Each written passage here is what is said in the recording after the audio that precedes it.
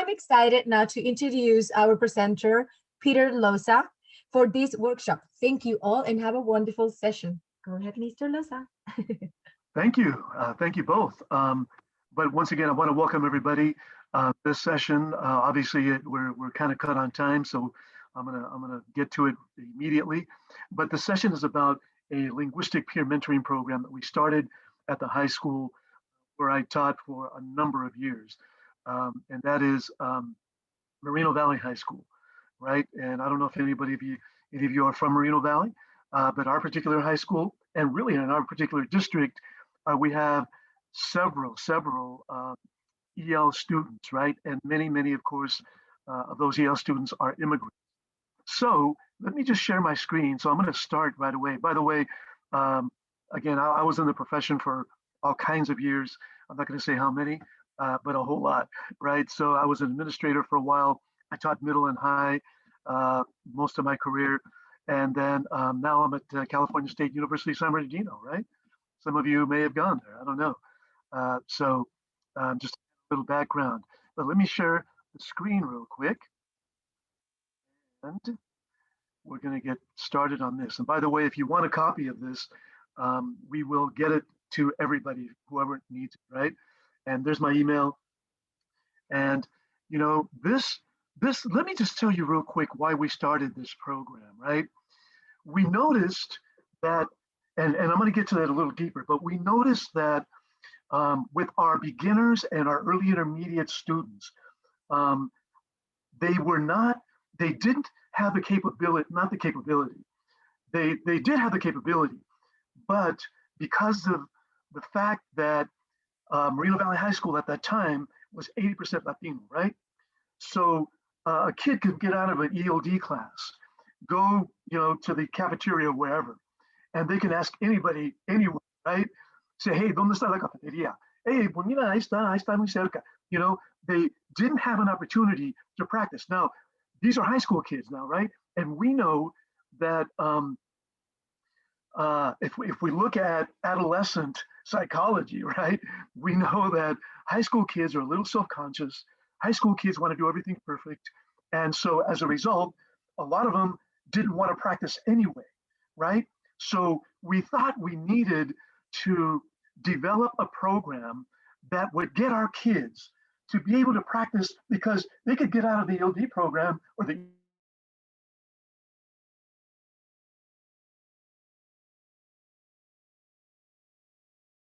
You're muted, Peter.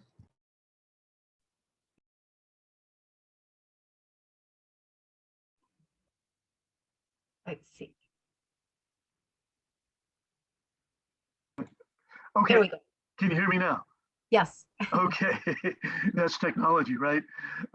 Anyway, so we thought we needed a program where we could get our kids to be able to practice the ELD or the English, right, that they were learning in their ELD classes, right? But we used, am I muted again? I don't think so, right? But we used a couple of research-based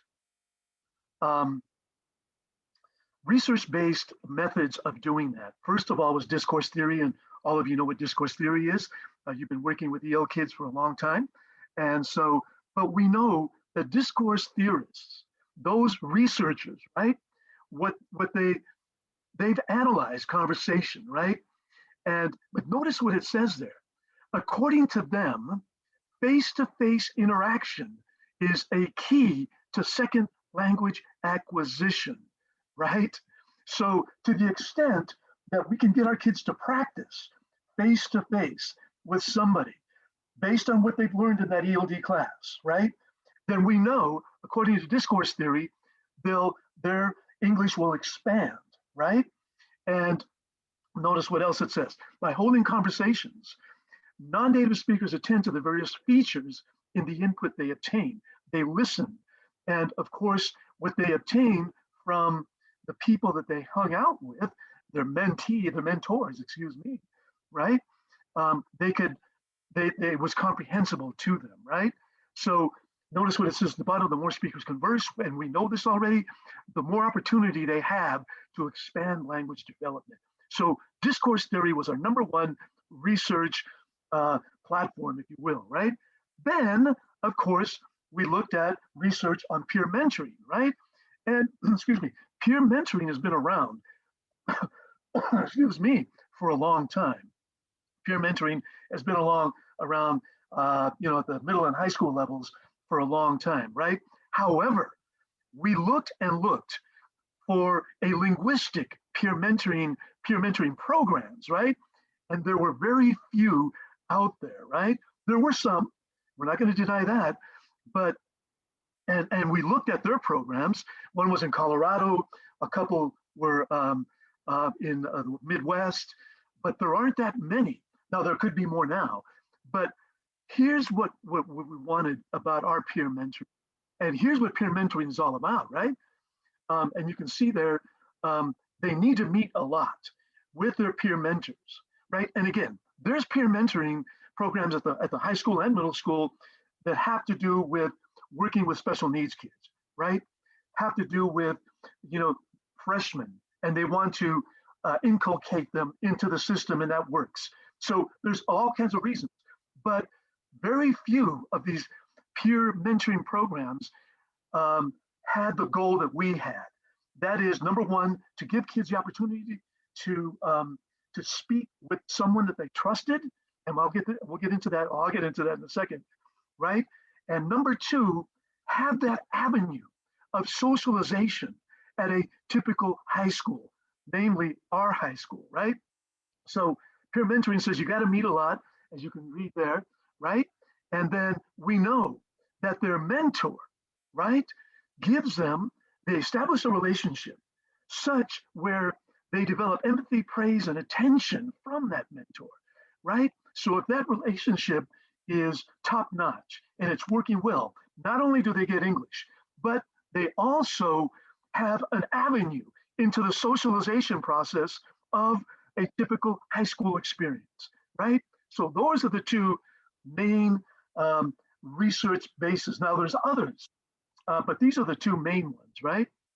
So Moreno Valley High School at the time that we started it, right?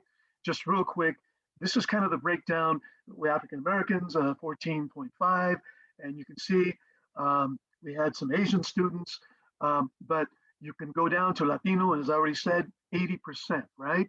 And then we had some Anglo students there at that time, 4.9, and I have a student teacher at Moval this year, so I still kind of get to hang around there, but the Latino population has grown even more, right?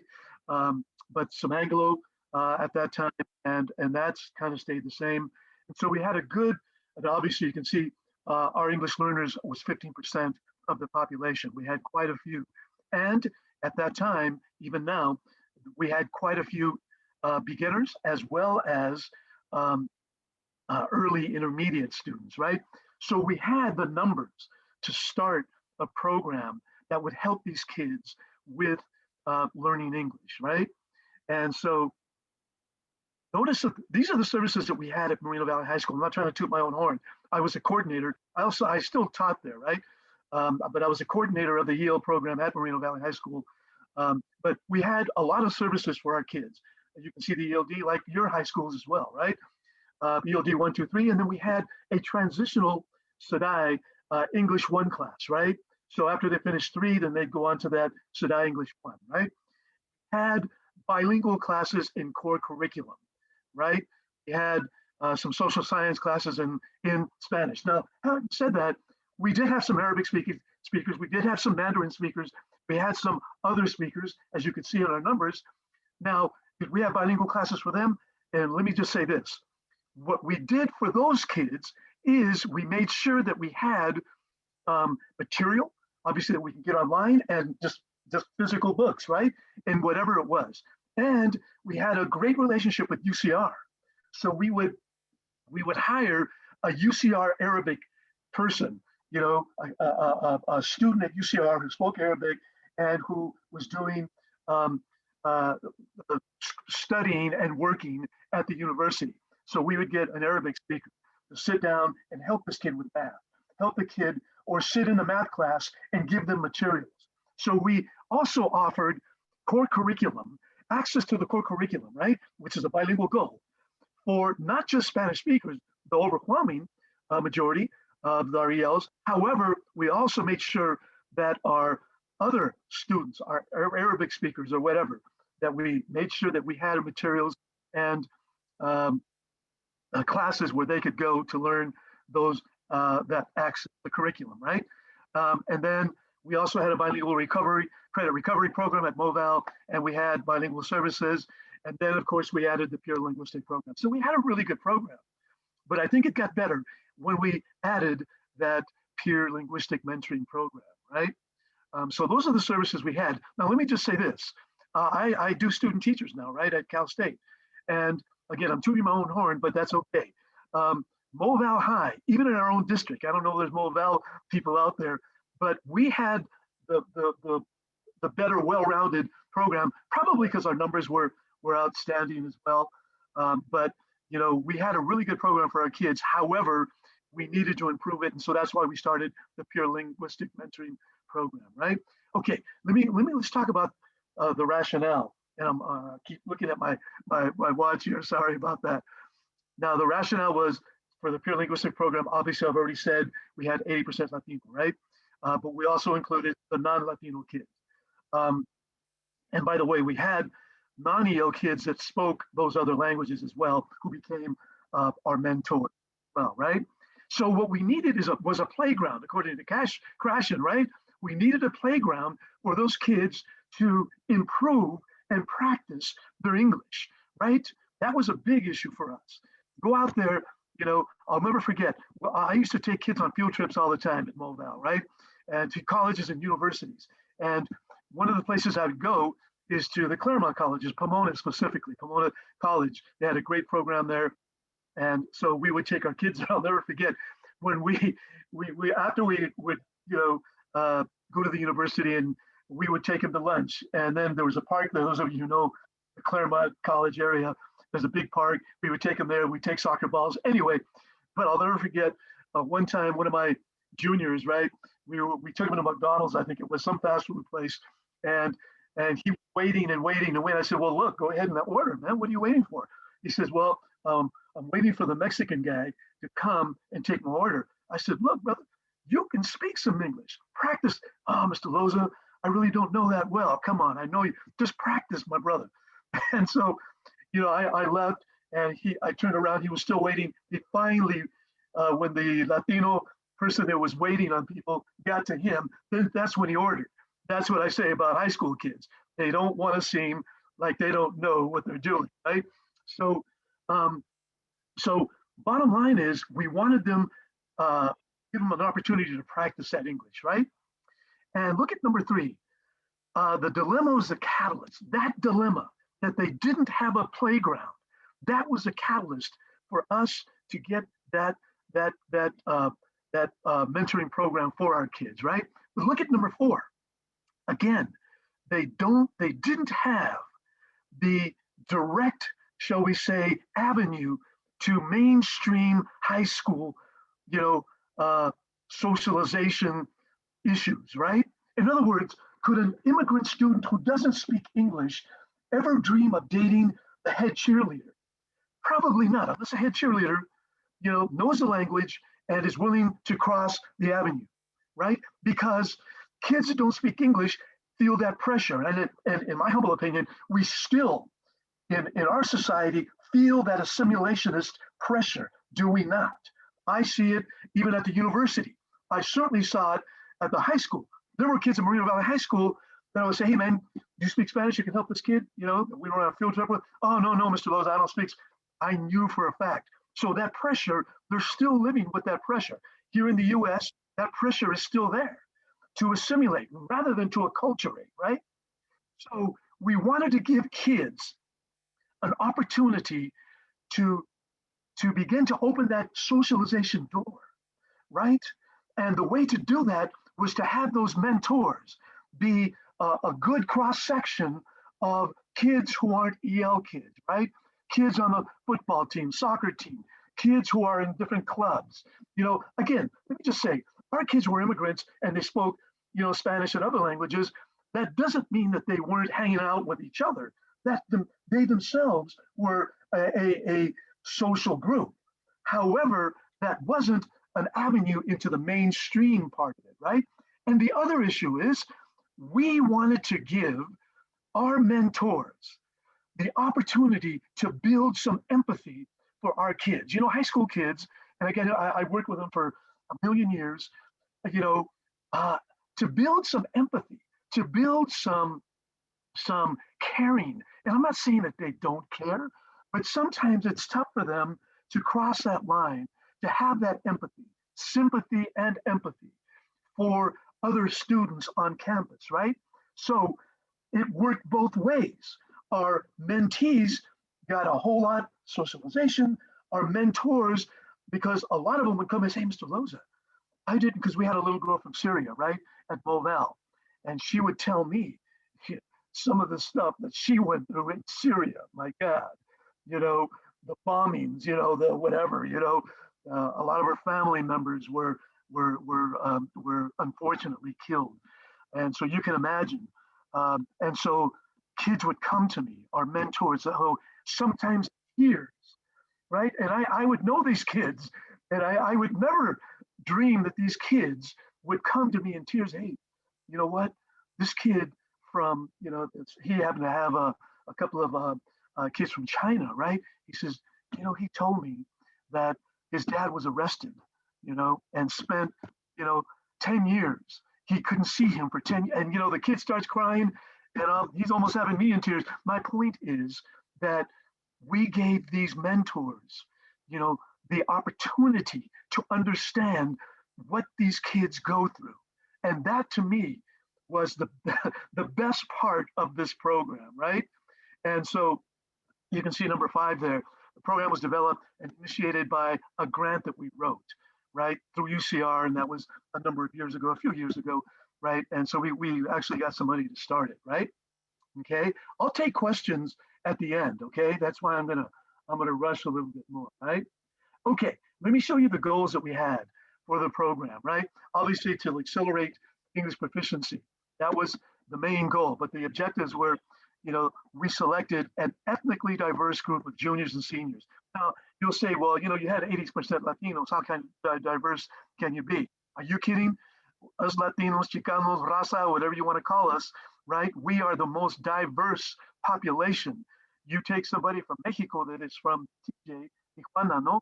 And you compare that kid to somebody from Oaxaca. They have different cultures, they have different even ways of speaking. And, you know, so we are a very diverse and a very dynamic group. But we try to make the kids that we chose, you know, a good cross section of the kids that we had, and not just AP and honors kids. No, you know, I had or we had some kids who were, you know, maybe C+ kids, but they really wanted to do this. And can you imagine, you know, and I noticed that once they got involved in helping our kids, that then all of a sudden their grades go up, right? Because you know what they were doing? Not only were they helping them learn English, but they were helping them with their classes that they may have had, right? With their math, their science, their bio, whatever, right? So we chose juniors and seniors primarily, right? And we trained them. We trained our kids not only in peer mentoring methodology, right? That's huge. We taught them how they can help these kids and the ways that they can do it, right? But we trained them in L1 and L2 language acquisition methods.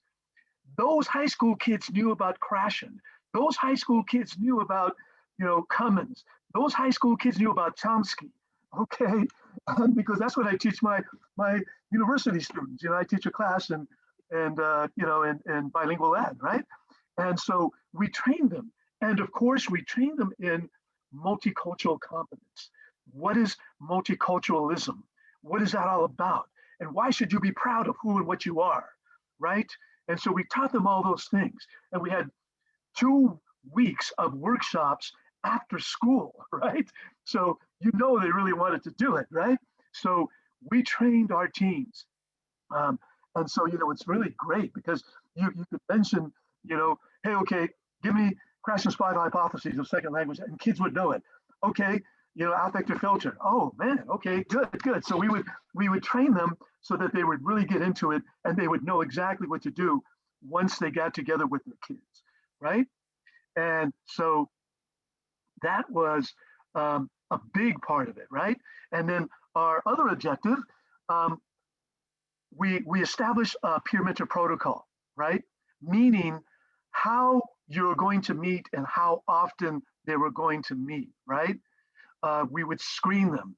And what we had, and you'll read that later on, they had to meet at least 3 times a week with their mentees, right? And by the way, after we trained our kids, and then we had meetings with our kids who were going to be involved, our mentees, our EL kids. We would tell them, guess what, guys? We're going to have this program, and we would discuss it with them. We would teach them about it. And then a lot of kids were excited. Some kids were, oh, wow, but I don't speak English. It's okay. The little English you have, guess what, guys? It's going to expand. It's going to help you, so don't worry about that. So we were able to convince them, if you will, if I could use that term, that this program is going to help you. And you know what? The wonderful thing about EL kids, unlike, and maybe I shouldn't say this because some of you might be world language teachers, but the motivation for EL kids is already there for them. It's a built-in motivation. I'm here. English is a standard language. I know I have to learn it because I have to survive. That's a built-in embedded motivation. Now, I'm not saying that kids that take world languages, they don't have their own, incentives to take Spanish or French or German, whatever it is. But a lot of times it's, because I need 2 years of a foreign language or a world language to get to the university, which is okay, no problem. A lot of Spanish speakers, they take the AP because they want the, obviously the AP stuff, the AP, college credit and those kinds of things. That's great too. And they want, the seal of literacy here in California, which is great, no problem.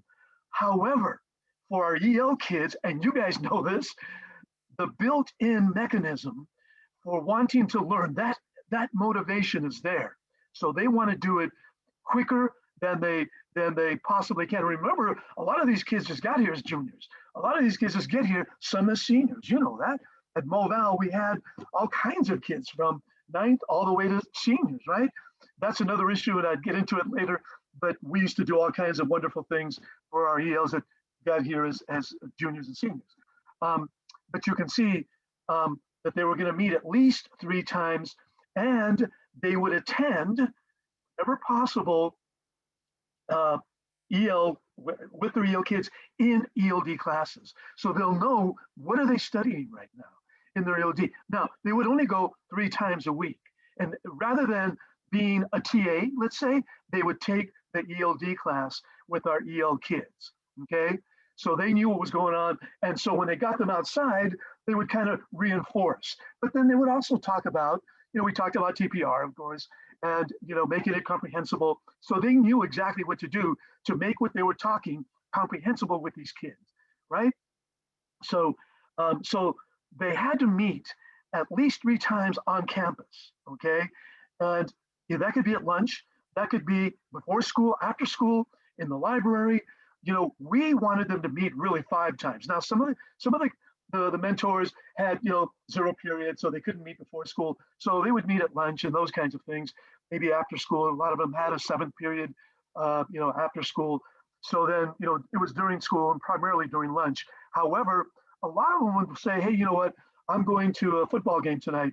Mr. Loza, can I take, my mentee? I said, sure, no problem. Because, we would be there as well, just to make sure.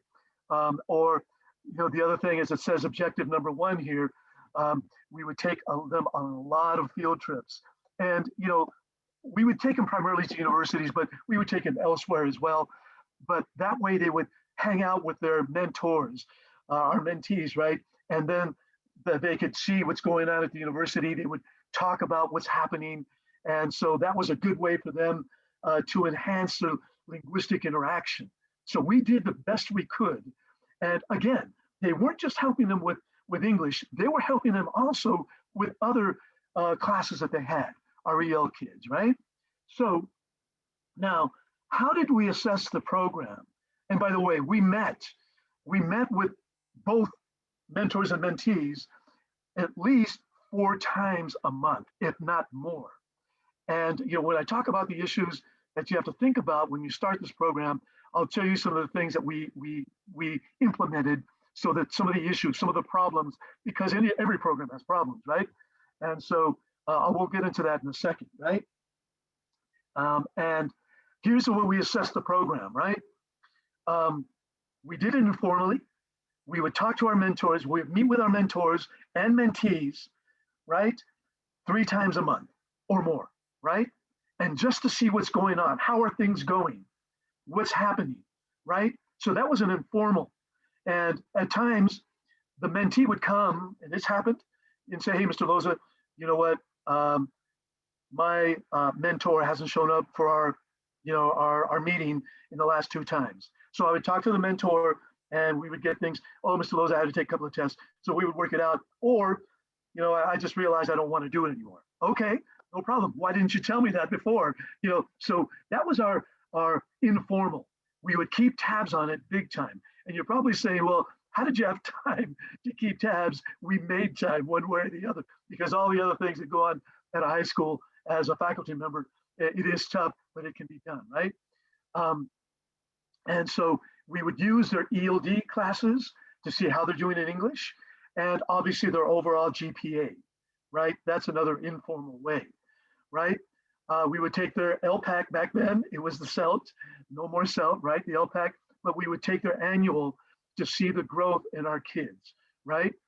And then we would do a year-end assessment of the entire program with our team, right?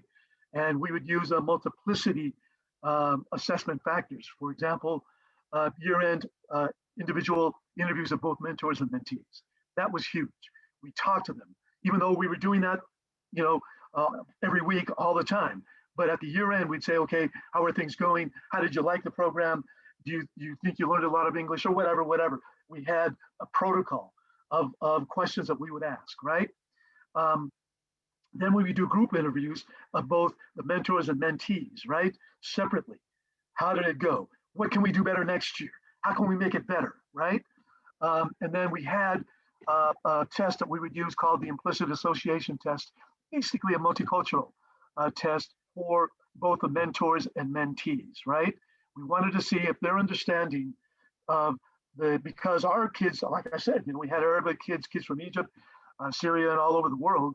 We wanted to see how that, because, as you well know, students, especially at the high school level, I keep picking on high school kids, but because I taught high school for so long, they may have certain ideas about what that particular country is like, right? And some misinformation. So we would absolutely, that's why we trained them and said, hey, you're going to learn a lot about their cultures. And we want you to know that. And you may be interested in learning their language along with their culture. So that'll make you multicultural, man, right? So those are the assessments that we used for the program, okay?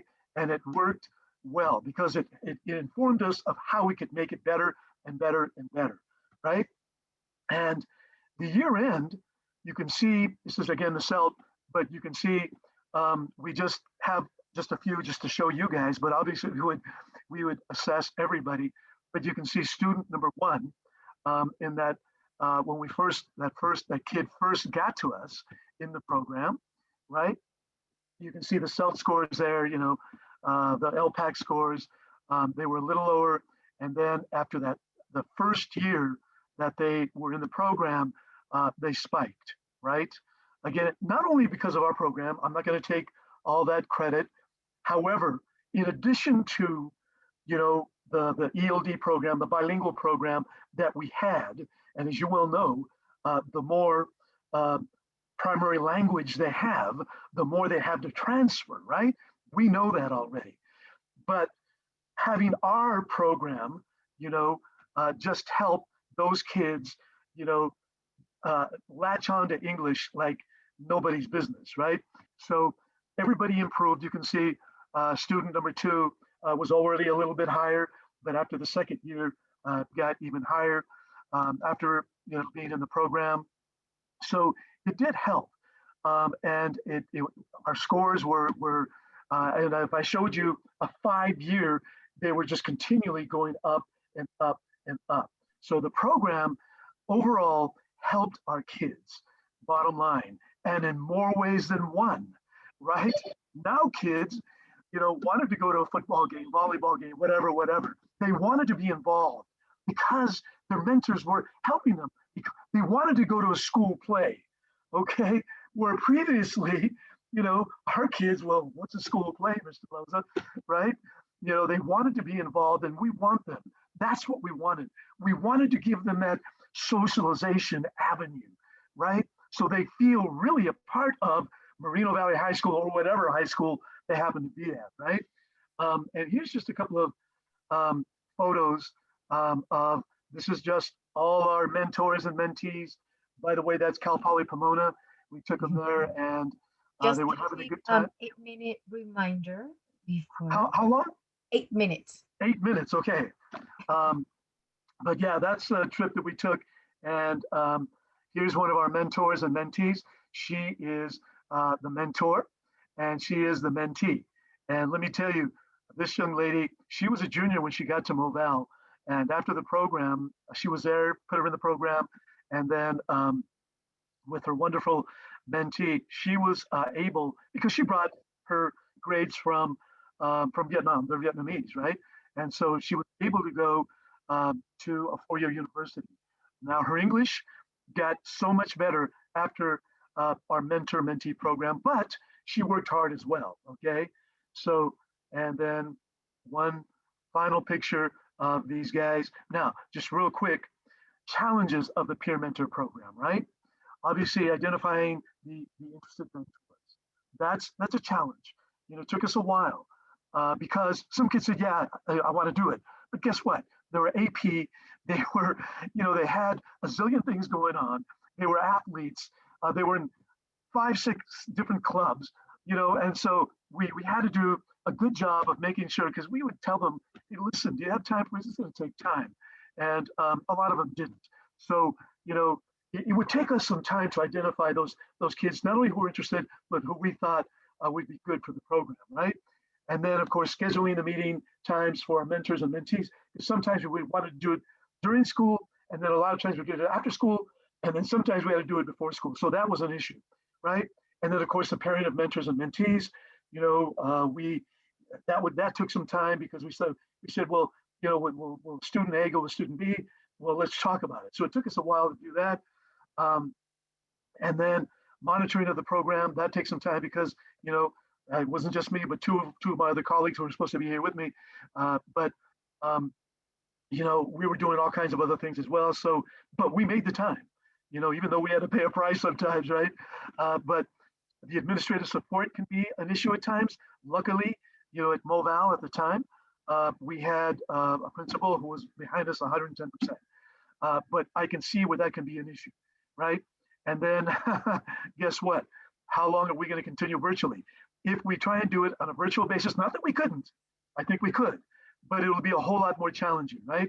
And of course, as you well know, a lot of the districts now are going back, even on a hybrid, although Moval is not going back from what I hear, but yeah, that's if we continue on a virtual level, I think it can be done, but then it would take a little bit more for us to do that. Okay, I'll take how much time? I'll take any preguntas, dudas, quejas, comentarios. 5 minutitos, 5 minutes. Okay, so do we have any questions about the program?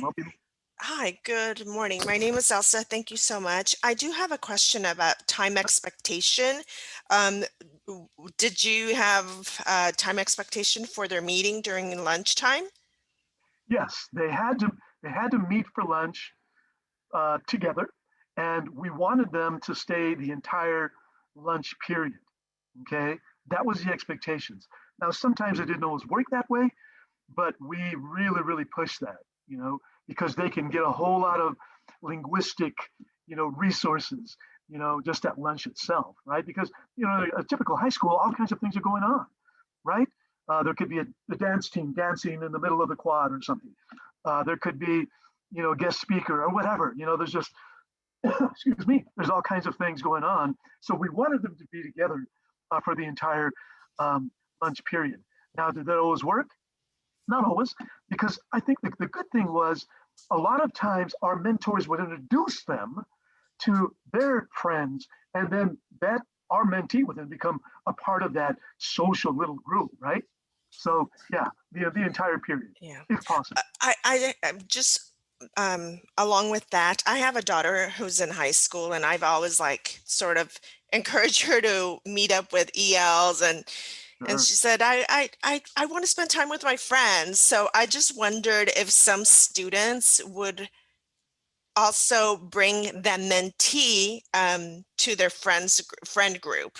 And I don't know if that happened or Yes, it did happen, as I just mentioned. That would happen, and I liked when it happened because that social sphere for the EL kid, I think would advance, and vice versa.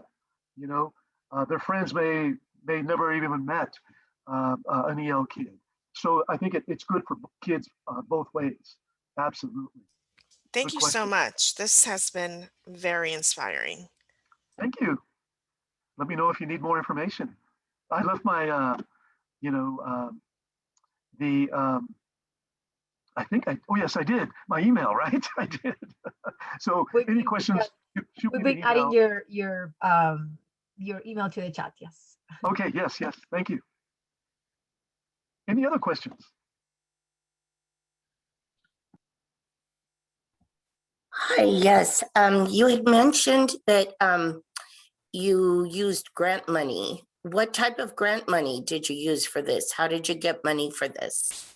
Okay, UCR at the time had a program where they wanted schools to do something special, something unique, right? And I thought, well, you know what? And by the way, it wasn't for the grant. We didn't just do the mentor program. We did a parent program as well to get our EL parents more involved with other things that are going on at school, even though, we had, DLAC and ELAC and those kinds of things. But we wanted them more involved in coming to our classrooms, for example. How many high school parents come? Granted, they work, but come and help and volunteer. So we started a program like that for parents as well. But yeah, so they wanted you to do something unique at the time. So we applied and we said we wanted to do the parent program, and we wanted to do our, linguistic mentoring program. And so they liked it enough, and they gave us a couple of bucks. And the good thing about it was, for the grant, you had to go out there and view other programs that are similar to the ones that you want to start, or somewhat similar. So, that's why we went to Colorado, and we were able to see some programs there. Again, it wasn't just exactly like the program we had, but it was sort of close. We actually got to go to a couple of conferences. One was back east, actually one was in Miami, that dealt with helping ELs in different ways. It wasn't TESOL, it wasn't NAVE, but there were other organizations. So yeah, it gave us a few bucks that we could implement this program. Now, having said that, we were going to do it with or without the money, right? Because as you well know, in California, don't we get a few extra bucks to do our EL program? Absolutely.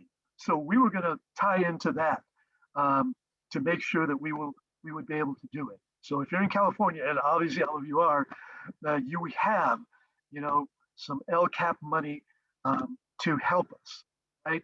And make sure you talk to your administrators about that. So it can be done. Just take some time. Thanks for the question. It's a good one. Yes, thank you. And it is 10:30 right now. We wanted to thank you all for joining us. Thank you, Thank you. Peter Thank you. Loza, for this fantastic session.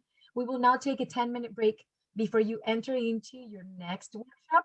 Remember to review the program and select the session you would like to attend. Thank you again, and Go CABE 2021, best virtual conference ever. Thank you all.